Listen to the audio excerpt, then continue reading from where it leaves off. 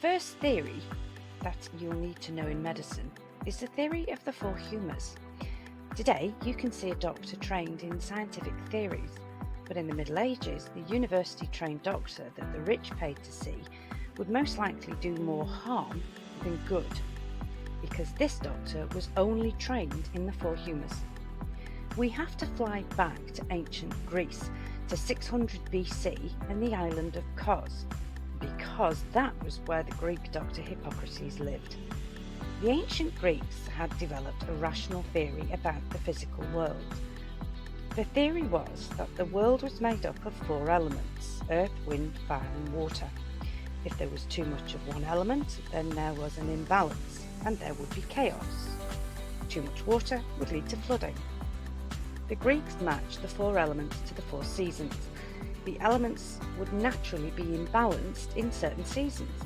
Fire was linked to summer, and this does seem rational because Greek summers are very hot and fires are very common. Hippocrates and his followers developed the idea that the seasons and elements encouraged an excess of one liquid in the body. He called these liquids the four humours. There was blood, phlegm, yellow bile and black bile. Each humour was matched to a season, and again there is a rational logic to this.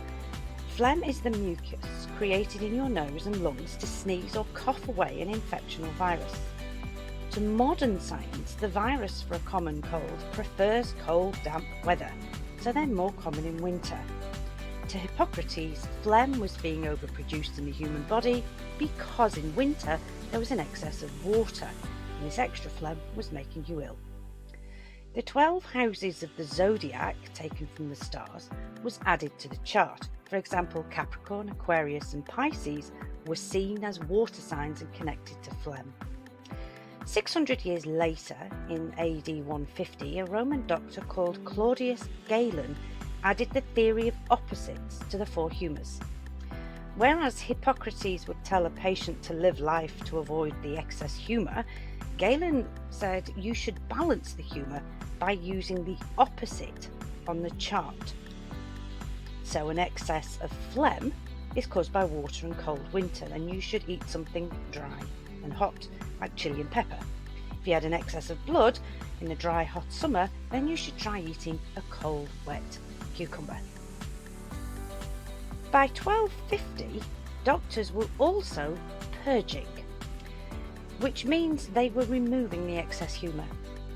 Phlegm was purged through sniffing pepper to make you sneeze.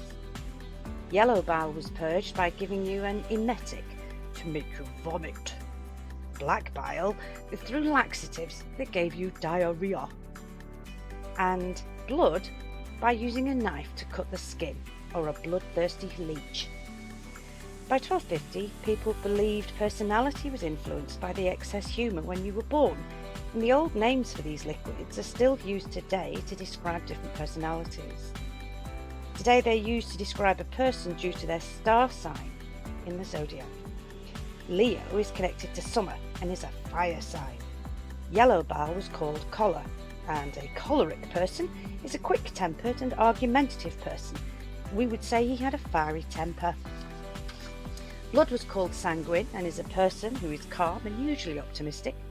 Black bile was melancholic and a person who's depressive and sad, whilst a phlegmatic person is usually understanding and easygoing. So this belief was the dominant and official theory about disease in 1250, when it was already over 1,000 years old, and it still has a legacy in the language and some of the customs that we still use today.